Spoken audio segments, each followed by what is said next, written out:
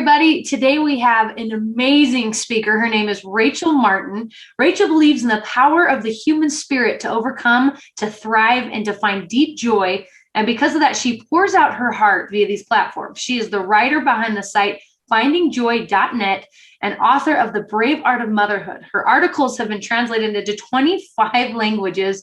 Her site reaches millions of visitors per month, and she has a robust, engaged Facebook community. Her content has been featured in the Huffington Post, The Today Show Parents, Star Tribune, Tiny Buddha, iVillage, Stuff New Zealand, and many, many more. She speaks worldwide, encouraging moms and entrepreneurs to live each day with purpose and drive. Beyond that, she's a mom of 7 and calls Nashville, Tennessee her home. Rachel, thank you so much for being here with us. You're welcome. I'm super excited to be here today.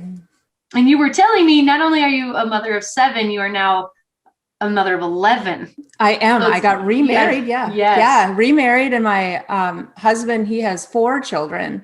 So between the two of us, we have 11. So we watch Cheaper by the Dozen and just kind of chuckle like, oh, we get it. That's totally yes. No, yeah. So when I was looking at a few of your quotes, you talk a few times about how today is a gift. Mm-hmm. I saw you mention that a few times. Why is that message important for you to get across? Well, part of it is the pandemic. I really think that opened up a lot of this rawness about we don't know what's going to happen tomorrow. I got married February 15th of last year here in Nashville.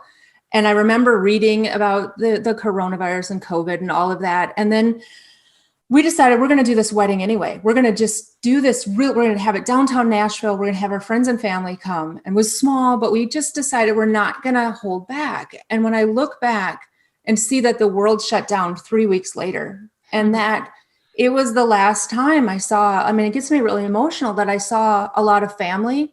And it was the last time where a lot of my husband's family got to see each other. He got to see his brother. He got to see his aunt. And I think if we didn't live with this realization that all we really have is today, we might have said, you know what? No, let's just wait and have a bigger thing in the summer, which It wouldn't have happened. And I wrote about it in the Brave Art of Motherhood. It was first really pressed upon me, the power of today there's a boy, young man, his name was Zach Sobiak, and the Disney movie Clouds is his life story. Okay. But he was from Minneapolis where I used to live. And in 93, Soul Pancake did a documentary on him. And he was talking about that every teenager thinks that they're invincible.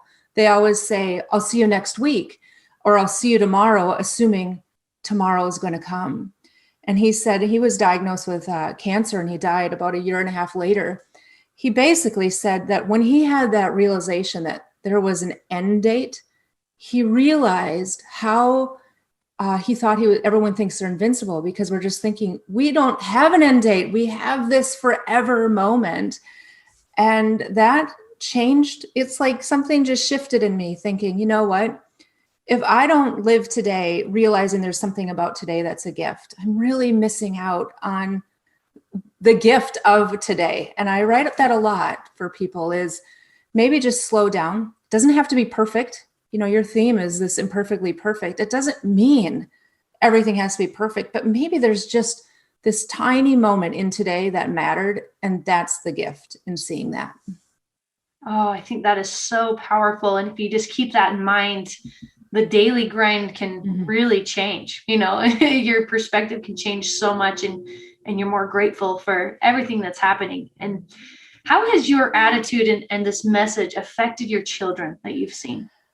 Wow, that made me, you're making me emotional today. I see my kids as happy, so much happier. On the back of my book, there's you as an author, you work a lot trying to figure out how do I write it? And I wrote about how once I discovered myself and once I gave myself permission, not only was I a happier person, but my kids became happier.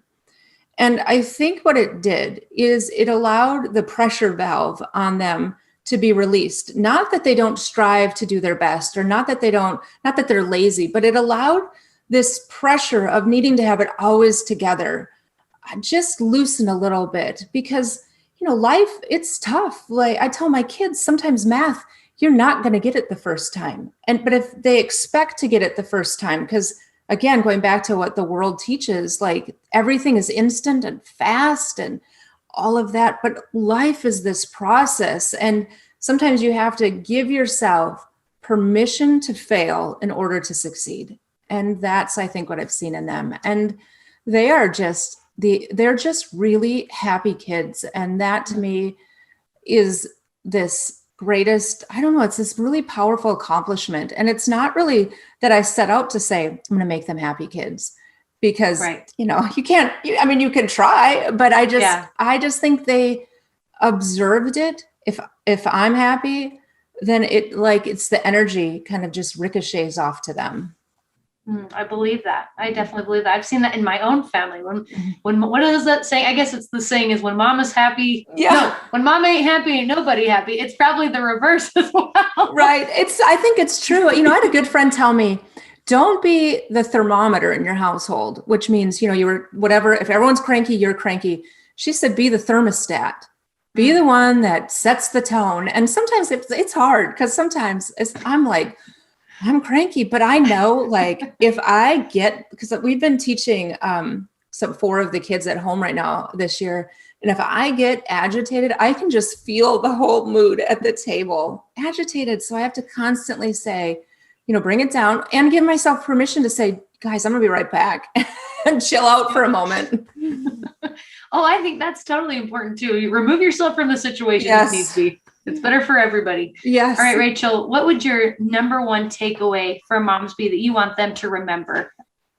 They're braver than they think. I really believe that what you do, it makes such a life difference. And bravery doesn't look like the movies. Bravery is often showing up when you're absolutely exhausted.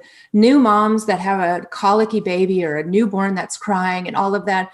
There is a level of brave that we all know, because we could watch a Hallmark movie or, the Pampers commercial where we see the mom picking the baby up and we get all teary. And then when we do it, we're like, oh, it's just what we do. And I'm like, no, that to me is this deep bravery. It's, the bravery of sitting outside a teacher's door, knowing that you're gonna have to sit and talk about your child and something that's happening, or going to a doctor's office, or cheering them on. All of those snippets that we celebrate. I always think of Olympic commercials, because whenever they play, I'm like, oh my gosh, life is so beautiful.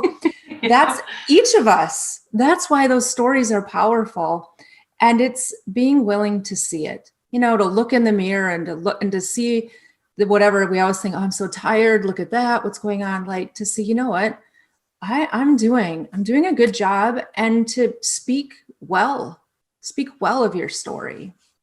Oh my gosh, that rings so true when you even talk about like the Hallmark movies and the commercials, because sometimes they are the most simple things.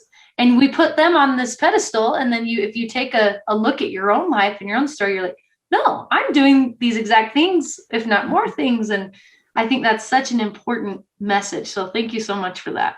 Yeah, you're welcome. I think real quick, I think we get so busy, we don't see it. Last year, I would drop my son off at school. And when you leave, you have to sit in the line forever, right? So when you leave the school, there's always a spot on the hill. And this just shows you how an emotional person, I would see the school and I would see the line, the crossing guard, the buses, all of it. And there were many mornings where I would get really teary, because I thought, all of these people are showing up. All of them are here for the next generation. And chances are most of us don't even realize we're sitting in the car, we're doing this, we're trying to get that. But I would just get overwhelmed with the goodness that was there, the goodness of showing up, the power of showing up, because chances are, again, a lot of those mornings weren't smooth, but yet they still made it. And that's that bravery to me. It's being willing to see in the really busy of normal, the things that matter. That's perfect. Rachel Martin, author, speaker, podcaster, and entrepreneur. Thank you so much for being here with me. That was such an amazing, uplifting message, and I know everyone's going to love it. Thanks so much. Oh, you're very welcome.